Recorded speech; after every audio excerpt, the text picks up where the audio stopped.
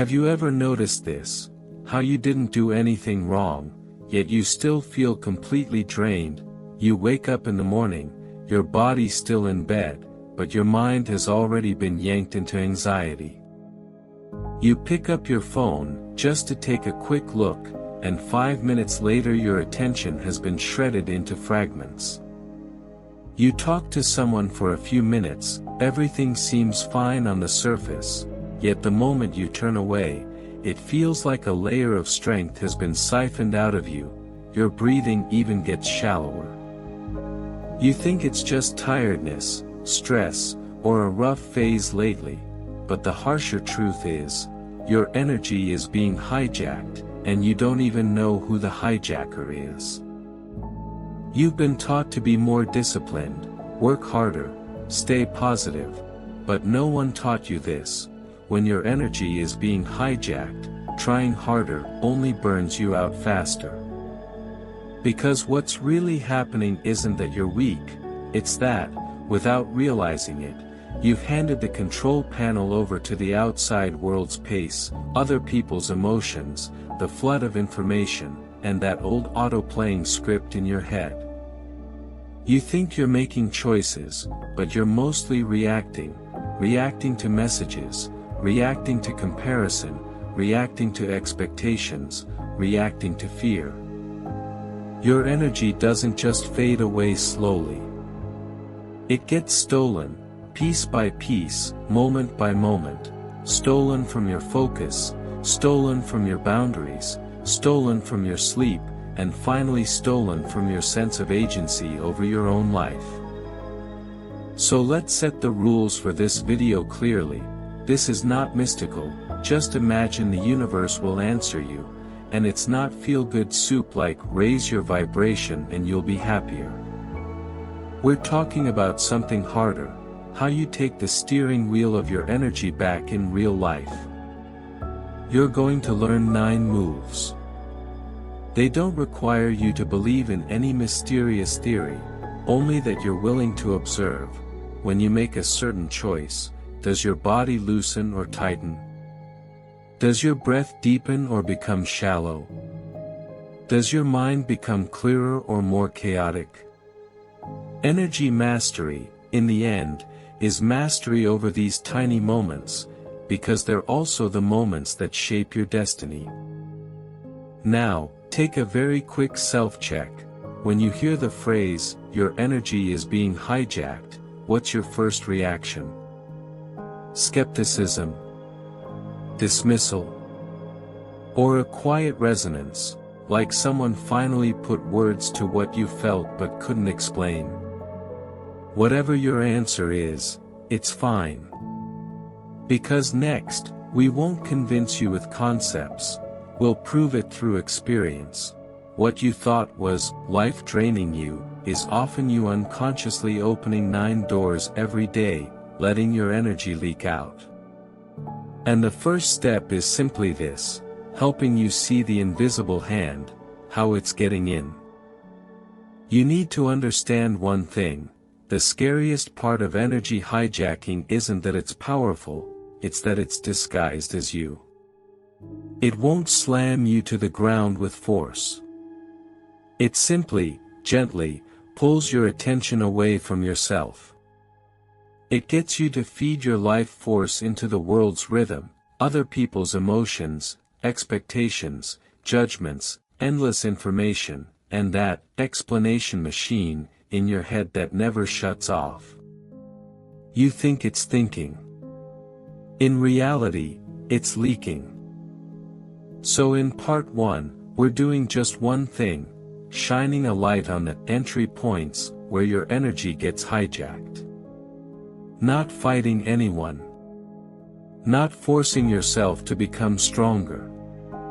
Just like turning off a leaking valve, first, you locate where the water is escaping. That you'll notice energy hijacking usually happens on 3 levels. First, the input level. You passively absorb too much information and emotion that doesn't belong to you. Second, the reaction level. You create an excessive inner reaction to that input. Third, the narrative level. You use an old story to lock that reaction into destiny. You think you're just tired, but the real process is, input destabilizes you, destabilization makes you lose control, loss of control makes you explain yourself through a worse story, so you get weaker, and the outside world gets stronger. That's the closed loop of hijacking. Now we begin the first move, not a practice, but recognition. You don't need to write anything down. You don't need a list. You only need to complete 3 numbered observations in your mind. 1. Recall one moment in the past 24 hours when your breathing suddenly became shallow, not a major event, usually something small, a message, a tone of voice, a photo, a number, a short conversation. Energy hijacking happens most often in micro moments. Your system doesn't activate for a catastrophe every day, but it does activate dozens of times a day for tiny triggers. Catch one typical moment. That's enough. 2. In that moment, what happened in your body first? Did your shoulders tighten? Did your stomach sink? Did your chest feel compressed? Remember this. The body reacts before the mind tells the truth. Your energy doesn't leak out of your head, it starts leaking the moment your body contracts. Contraction shortens your breath, slows circulation, narrows your attention, and pushes you into defense mode. And in defense mode, every decision you make becomes survival, not creation. 3. Then, what did your mind say about that moment? This is the key. Maybe you told yourself, did I mess up again? Do they hate me? Am I not good enough? I have to fix this right now. Do you see it? The hijack isn't the event itself, it's the automatic explanation that appears in your mind. The event is just a spark. The explanation is the fuel. The moment that explanation turns on, your energy gets dragged into 2 directions, either you people please, repair, prove, perform, or you ruminate, spiral, and imagine the worst case outcome. Either way, you're handing your life force away. And now you've already completed the first power cut. Because once you can see the process, it stops being destiny, it becomes a mechanism. And mechanisms can be rewritten. You don't need to become stronger overnight. You only need this: the next time the same kind of moment appears, you notice it 1 second earlier than you used to. Oh. The entry point is here. I'm being pulled away. In part 2, we'll do something more concrete. We'll turn that entry point into a switch you can close in real time. We'll start at the lowest control panel, breath and attention. Because when energy hijacking happens, the first thing you lose isn't action, it's the depth of your breath. The first thing that collapses isn't your plan, it's sovereignty over your attention. If you take those 2 back, the 9 moves that follow will finally become tools you can use, not knowledge you watch once and forget. Okay, part 2, let's say it in the hardest, clearest way. In the exact moment your energy gets hijacked, what you truly lose isn't willpower, but it's sovereignty over your breath, and the steering wheel of your attention. The outside world can drag you because your body enters defense mode first. Your breathing shortens, your field of awareness narrows, your heart speeds up, and your mind starts explaining plus self-protecting in the fastest way possible. And then you misread the signal as, I need to figure it out now. Fix it now. Respond now. But the reality is, the more urgently you respond, the more energy you hand away. So the next step isn't about becoming more positive.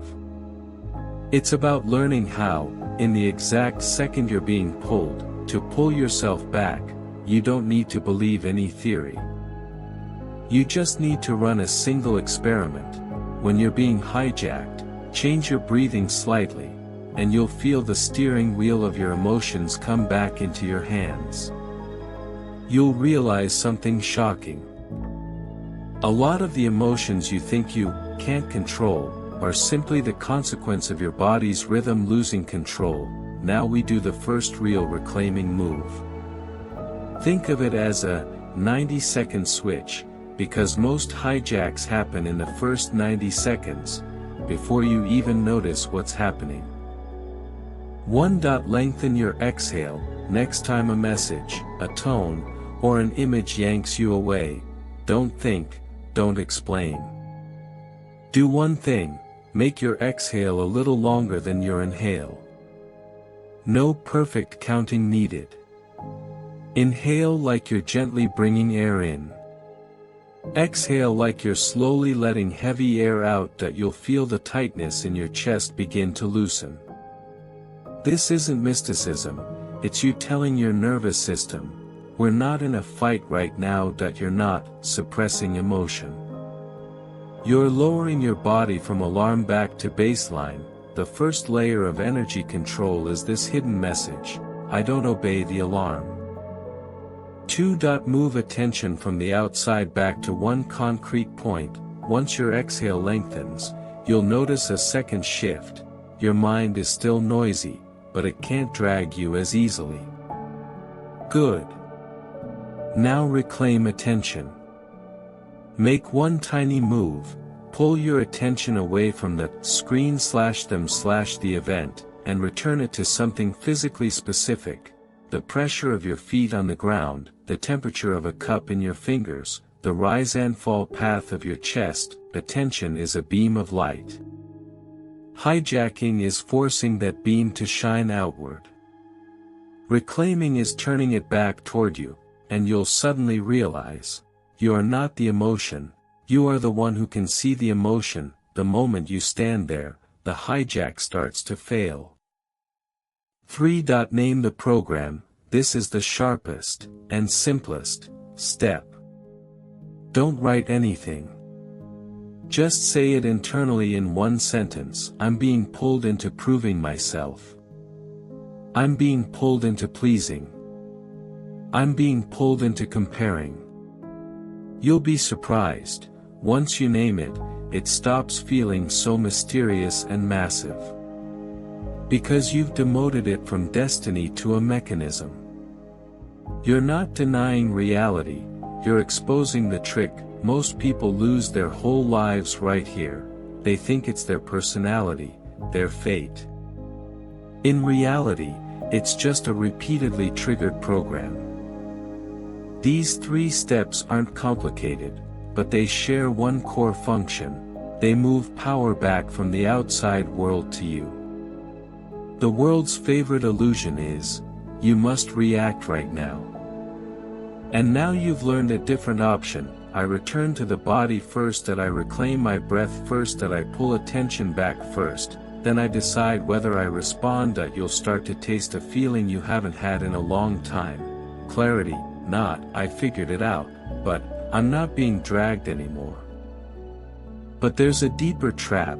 Even if you can reclaim yourself in the moment, you might get hijacked again an hour later, or tomorrow, through the same entry point. Why? Because you still haven't handled the input that if you keep living inside the source of hijacking, you'll keep triggering the same system. It's like closing a valve while turning the faucet on full blast. Of course you'll feel exhausted. So in part 3, we do the more decisive move. Not another breathing drill. We cut off the most common, most hidden hijacking inputs at the source. You'll see that what steals your energy isn't always a person. Often it's the rhythm you've allowed into your world. Next, we take the rhythm back. Part 3, we move from how to reclaim it in the moment to the deeper layer, why you keep getting hijacked, the answer is simple and brutal. Because you keep feeding the hijacking system every single day. You think you're just receiving information, chatting, scrolling to relax. But in energy terms, none of that is neutral. It's a rhythm, a pressure system, a pulling force that drags you out of your body and out of yourself. You're not losing to one moment, you're losing to the flood of inputs you've allowed into your world. You need to see one thing clearly: hijacking is rarely sudden. It's slow bleeding. You think you're not strong enough. In reality, you've been leaving the door wide open. So we do something extremely practical, extremely no BS, turn your input stream into a door with a threshold. No need to fight anyone. No need to disappear into the mountains. You just build 3 filters inside real life. 1. Notification strip. You can keep your phone. But you stop letting your phone decide when you get interrupted. Before you open any app that tends to pull you away, ask one question: am I entering on purpose, or am I being summoned? That one sentence exposes the truth. Most of the time you're not choosing, you're being pulled. Then you do something almost laughably small, but lethal in impact. Take the hijacking cues, sounds, banners, red dots, and move them from "whenever" to "only when I allow it." You'll notice a major shift. When the world stops summoning you non-stop, your brain slowly exits "waiting to be interrupted" mode and returns to "I can sink deep." 2. Entrance delay. Hijacking feeds on one reflex: instant tapping. So you place a tiny buffer zone at the door, right before you open a feed, a chat, or any stream. Stop your hand for 1 second, then lengthen one exhale. Just once. That you're not doing a ritual. You're breaking a conditioned loop. Because your brain isn't most threatened by your refusal, it's threatened by your ability to slow down. When you slow down, you stop being a reactor and return to being a chooser. You'll notice you open things less, not through grit, but because you finally see it. A lot of "I must check" isn't urgency. It's emptiness looking for food. 3. Input equals equal exchange. This one restores the dignity of your energy. Every input has a cost, either your focus, your emotional stability, or your creative power. So you set a simple internal contract: if I give the outside world 10 minutes of attention, I owe myself 10 minutes of recovery. And recovery is not scrolling something else to balance it. Recovery means returning energy back to the body, so it can circulate again. Walking while feeling your feet on the ground, making a hot drink while actually feeling temperature and weight, closing your eyes and letting breath drop into the belly. Once you start pricing your inputs, you naturally consume less of the cheap stuff that devours you, because you stop treating your life force like it's free. By now you've made a key shift. You no longer treat the world as something that can enter your space by default. You start guarding your energy like you'd guard a room. And that creates a side effect. When input decreases, you start hearing yourself again, the thoughts you used noise to bury, the vague unease, the quiet question: what am I even doing with my life? Many people retreat here. They'd rather keep being hijacked than face the silent self. So the next part is the real root. It's not only how the outside steals you. It's the internal contract that keeps allowing it. Why do you automatically please, explain, prove, compare? What are you terrified of losing? When you expose that inner agreement, hijacking doesn't just weaken, it breaks at the source that we keep going. Part 4. We enter the real core of hijacking. Because you've already learned 2 crucial things: you can reclaim your breath and attention in the moment, and you can turn your input stream into a door with a threshold. But you'll still notice something. Even when the outside gets quiet, something inside keeps pulling you away. not your phone. Not other people. It's that painfully familiar sentence in your head, I must explain myself. I must keep them happy.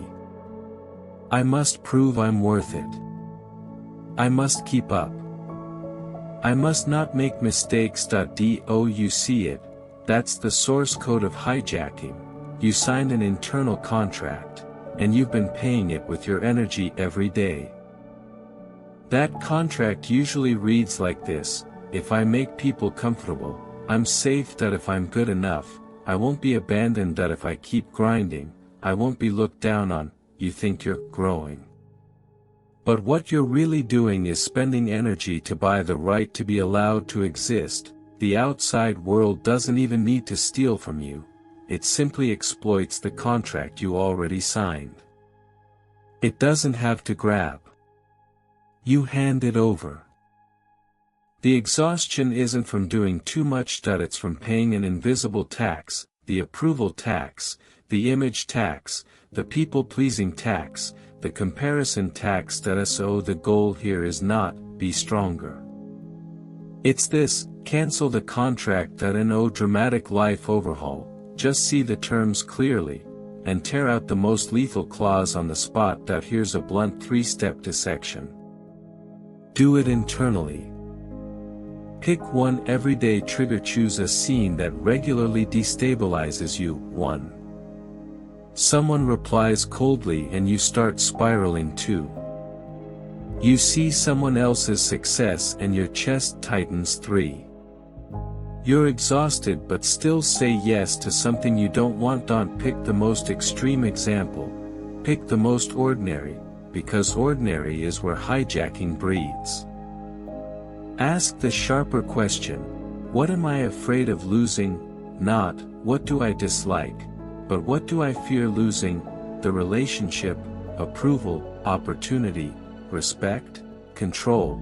You'll notice most hijacking clings to one core fear: I'm afraid I'm not enough, and the moment that subtext appears, you automatically enter repayment mode, repaying expectations, repaying the perfect self-standard in your head, repaying the obsession of, I must be liked. Translate the contract into one naked sentence: not philosophy, not theory. One raw self-verdict, like, if I make people unhappy, I'm not safe. If I'm not excellent, I have no value. If I don't respond, I'll lose love. You'll flinch, because you finally said it out loud. Most people live their entire lives driven by a contract they never wrote down, and they call it personality, responsibility, maturity. The moment you translate it, you're already standing outside it. Now comes your first real cancellation. Cancellation isn't yelling, I don't care anymore. That's fake. Real cancellation is quiet, almost cold. Next time you're triggered, you install a new clause: I allow others to be disappointed, and I'm still safe. Simple sentence. System-level impact, because hijacking runs on, I must. Reclaiming runs on, I allow. You might ask, if I allow disappointment, won't I lose a lot? Here's the fact you don't want to admit: you're already losing.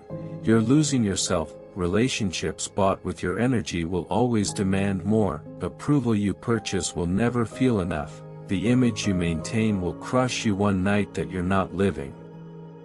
You're paying. So from this part onward, you adopt a new standard. Anything that requires you to shrink yourself in exchange for it is hijacking you. It may look like love, opportunity, social harmony, ambition, but the price is, you become less and less you. True energy control isn't making the world obey you. It's this: you stop spending your life force begging the world to approve your existence. Next part, we make this cancellation concrete, one extremely powerful move that shifts your inner narrative from, I must prove, to, I only need to align. When the narrative changes, energy starts flowing back, and for the first time, you'll feel it, without pleasing, without explaining, without forcing yourself to endure, you can still be steady. Part 5. You enter a subtle stage, after you start canceling that, I must, contract, the pull from the outside weakens. But something else appears, emptiness.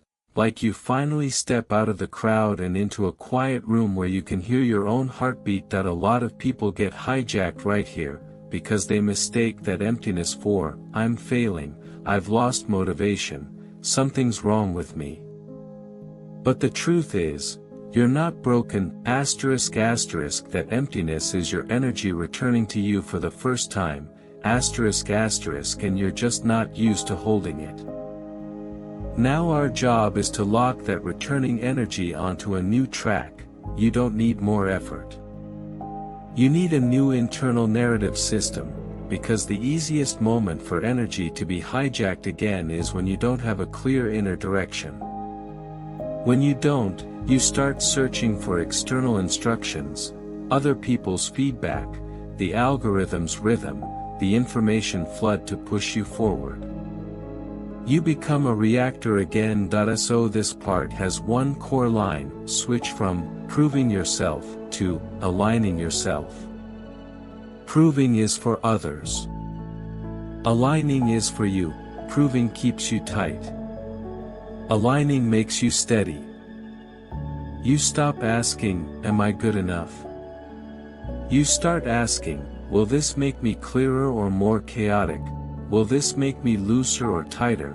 Will this bring me closer to myself or farther away? This isn't motivational talk. These are hard metrics for energy management. Now we do 3 moves to replace your narrative at the root. 1. Write one new, main narrative sentence, not a hype quote. One sentence that pulls you back instantly when you're being dragged away. Examples: I'm done using anxiety to prove my value. I align with who I'm becoming. I'd rather move slower than lose myself. This sentence isn't meant to inspire you. It's meant to function like a brake, because when hijacking hits, your mind automatically hands you the old script. You need one new line that switches the script. 2. Run the alignment 3 questions before you react. Next time something triggers you, a message, a tone, a comparison, a number, don't decide what to do yet. First, run 3 questions. 1. Is my body tight or loose right now? 2. If I respond immediately, will I become clearer or more chaotic? 3. Is this pulling me toward a bigger self, or back into the old role of pleasing/proving/fear? You don't need to write anything down, just answer honestly in sensation, because hijacking's biggest weakness is honesty, its biggest weapon is your autopilot. 3.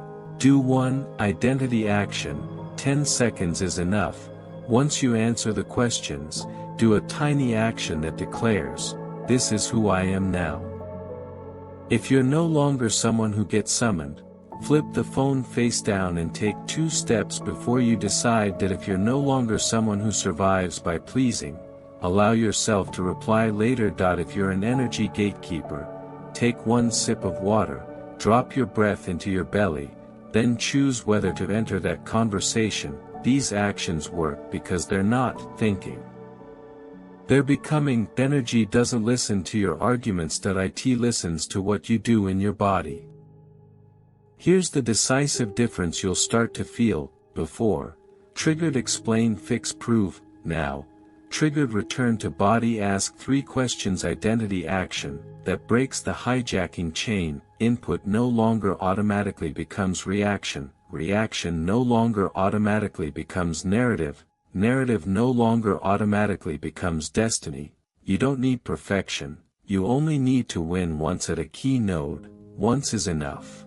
Because the moment you win, your system begins to believe, I can actually not be pulled.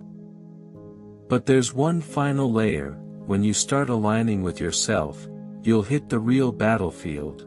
Not information, not emotion, people, certain people, relationships, and environments will pull you back into old roles, through guilt, demands for explanation, forcing you to carry their feelings. You may realize your energy isn't stolen by life, that it's stolen by roles. So next, in part 6, we take back the 6th move, how to build an energy boundary, without blowing up relationships, without becoming cold, a boundary so clean that no one can casually walk in, and you'll feel something for the first time. You're still kind, but you're no longer hijackable. Part 6, the most real, and the hardest kind of hijacking, energy hijacking inside relationships, because you can shut off information. You can leave an environment, but people can pull you back into old roles in a far more sophisticated way. They don't have to attack you. Sometimes they just sigh. They don't have to command you. Sometimes they just say, "I thought you would understand." They don't have to demand. Sometimes they just wear disappointment on their face. And the moment you see that, your familiar program boots up automatically. Explain, fix, soothe, please, take responsibility, save the atmosphere. You think you're being kind, but what you're actually doing is paying for other people's emotions. You need to accept an uncomfortable truth. A lot of relationships can hijack you because you turn being liked into safety, and keeping them comfortable into value. So you become a system that's always on call. The moment someone broadcasts an emotional signal, you immediately start running. The more you do that, the more you drain. The more you drain, the weaker your boundaries. The weaker your boundaries, the more people get used to walking in. That's the loop of hijacking. So this step isn't about becoming cold. It's about building a higher level ability. You stay gentle. Without being easily entered, you become a gatekeeper, not guarding people, but guarding your energy sovereignty. Now we begin the 6th reclaim move. It's no BS, because you can use it in your very next conversation. 1. The inner pause. I'm not taking this energy. When you feel yourself being pulled by someone's tone, mood, or expectation, do one thing first: pause internally. This isn't silent punishment. It's you saying to yourself, "I'm not taking this energy yet." Because your real drain isn't what they said. It's the split-second moment you catch it. The moment you catch it, you start spiraling. If you don't catch it, you still have space. You only need to win 1 second. The boundary sentence: short, flat, no explanation. Next, give a boundary sentence that is short, level, and explanation-free. A boundary sentence is not a debate. It's not a defense. It's not proving you're right. It's the sign on the door. Use a structure like, "I hear you, but I'm not entering this rhythm right now," or, "I understand. I'm not available for this tone," or, "I can talk about this, just not like this." The rule is simple: the moment you start explaining, you get dragged back into proving mode. The moment you stay a short sentence, you pull the conversation out of emotional mud and back onto real ground. Your goal isn't to make them satisfied instantly. Your goal is to keep you from being taken. 3. The conditional entry. Access is no longer unlimited. This part matters most. Many people can keep hijacking you because you gave them unlimited access, anytime, anywhere, with no conditions. Now you make access conditional. For examples: I can talk, but we're doing 10 minutes. I can help, but I can only do this part. I can listen, but I won't accept a blaming tone. You're not becoming harsh. You're rewriting the rules of the energy exchange, and you'll notice something surprising. When rules are clear, a lot of hijacking stops automatically, because hijacking feeds on your vagueness and your guilt. You might worry: will I seem cold? Will I lose people? Here's the deeper truth you need to hear. Anyone who leaves just because you set a boundary was already living off your energy. A healthy relationship does not require you to leak yourself to keep it alive. You're not here to keep everyone comfortable. You're here to stay awake, and the more awake you are, the more you can give high-quality connection, not peace purchased through self-erasure. When you can do this, you'll experience a powerful kind of quiet. You stop being pulled by other people's emotions, you stop rushing to rescue the atmosphere, you develop inner gravity. People feel your boundary, not as a wall, but as a stable field. That's what energy control looks like inside relationships. You don't need to raise your volume, you only need to stop letting yourself get dragged. Next, part 7. Once you can hold boundaries in relationships, you face a practical question. How do you stabilize this state so it becomes your default system? Not through willpower, not through forcing, but through a real compounding mechanism that makes you stronger with less effort, not more. Part 7 solves a problem that's brutally practical. You can now reclaim your energy in key moments. You can lengthen the exhale, pull back attention, filter inputs, cancel the contract, set boundaries.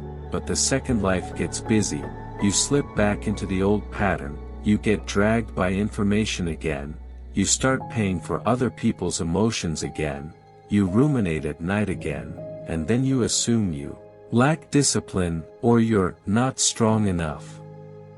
But the truth is, you never lacked willpower, you lacked a system that runs automatically. One of the core secrets of energy mastery is this: truly strong people don't survive by constantly forcing themselves, they survive by building a daily mechanism that makes them stable by default. You have to make reclaiming your energy shift from occasional awakening into a daily hygiene habit. You don't brush your teeth through willpower. You do it because not brushing feels wrong. You don't shower through willpower. You do it because you know what happens if you don't. Energy is the same, you need to turn it into daily cleanliness. So the 7th reclaim move is, build your energy reset ritual, not hype. Not an hour of meditation. A short, hard, executable routine you can finish even on your busiest days. You don't need perfection, you need consistency.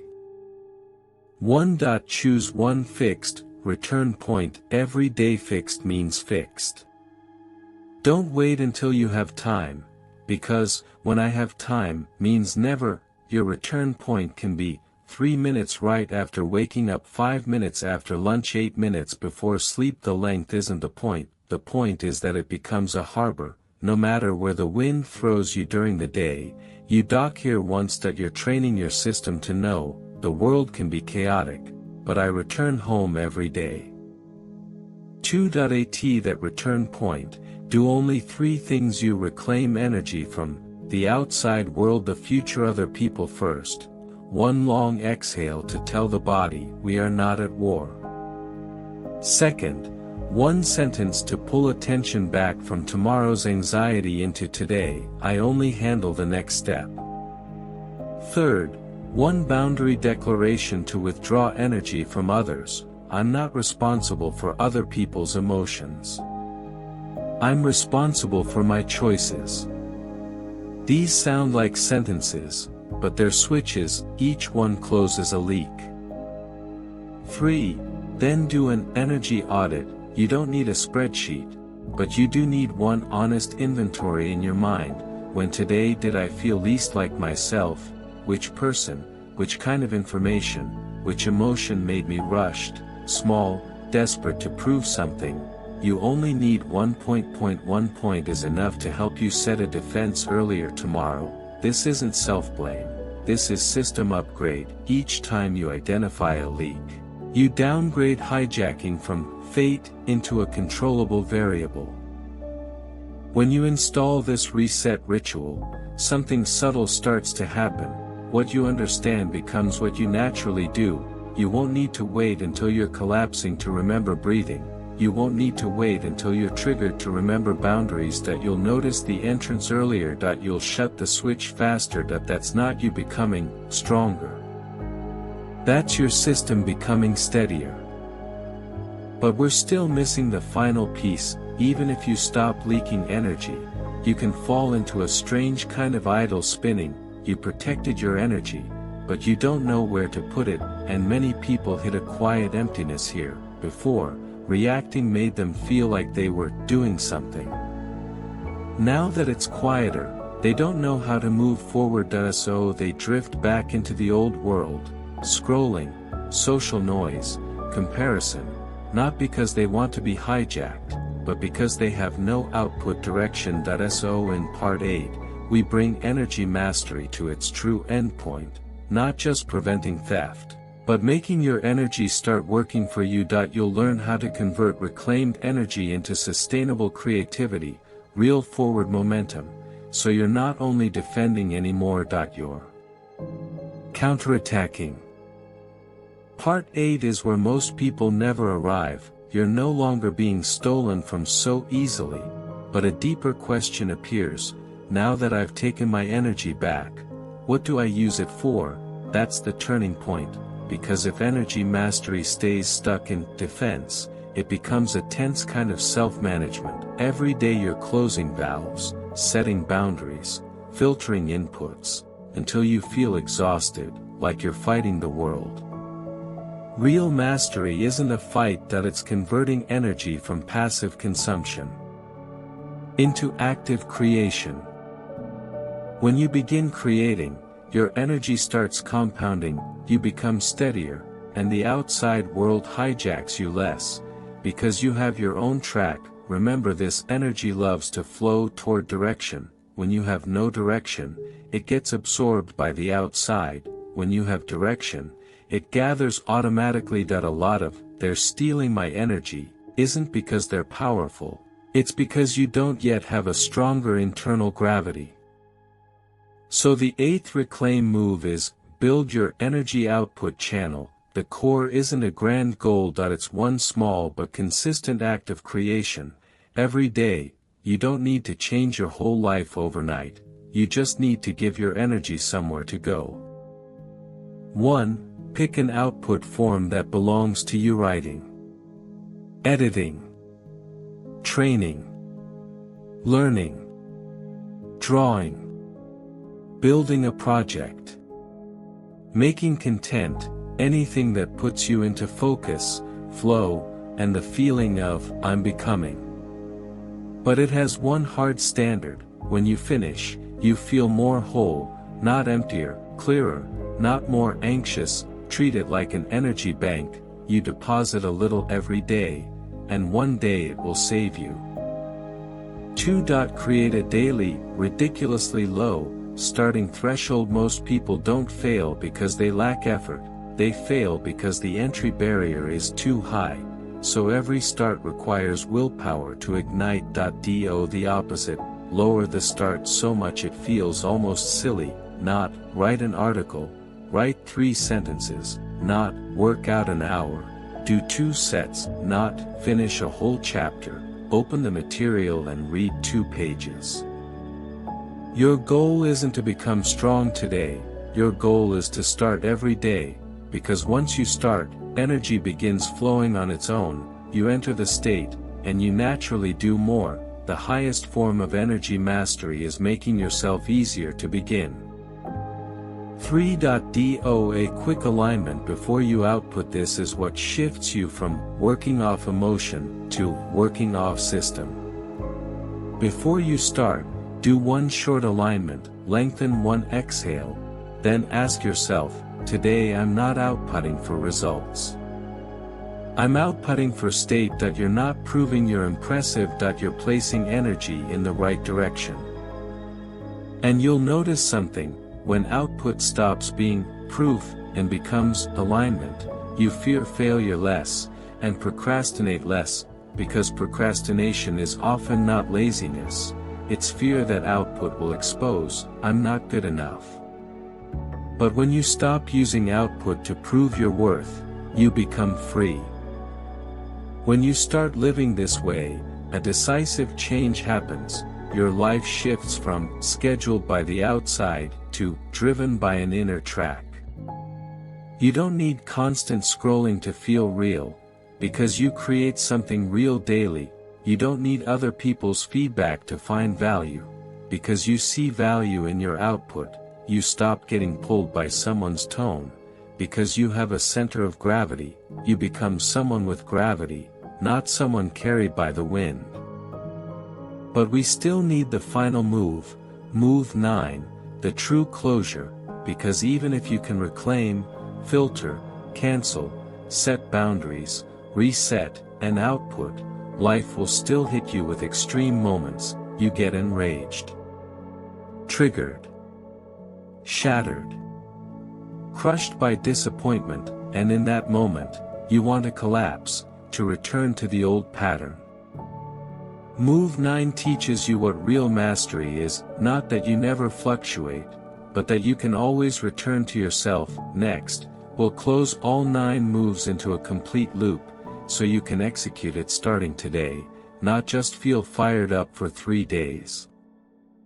Part 9 is the endgame that you've already learned how to reclaim your breath, pull back your attention, filter inputs, cancel the "I must" contract, set boundaries, build a reset ritual, and create an output channel. But life doesn't get gentler just because you get stronger. It will hand you an extreme moment, a sentence that pierces you, a failure that shatters you, someone's coldness that collapses you, a morning where everything inside feels gray. And in that moment, you'll want to throw all your progress away, to lash out, to prove yourself, to scroll until you go numb, to run back to the old world. That's when hijacking will speak in its most familiar voice. See? You haven't changed at all. So the 9th reclaim move is not, never wobble again. Real mastery isn't never falling, it's knowing how to return to yourself even when you fall. What you're mastering isn't the event, it's whether, in that 1 second, you hand the steering wheel away, or take it back. That we call it, the return protocol for extreme moments. 3 steps. Simple. Brutal. Each one nails you back into reality. 1. Stop the interpretation. When extreme emotion hits, the first thing you do is stop explaining. Notice. Stop explaining, not stop feeling, because interpretation turns emotion into story. Story pulls you into the abyss. Your job is to let emotion be just emotion, a wave, not fate. Say one calm sentence in your mind: this isn't a conclusion. This is a fluctuation. You'll feel it. That line pulls you half a step out of the emotion. Half a step is enough, because hijacking doesn't fear you getting better instantly. It fears you no longer fully identifying with it. 2.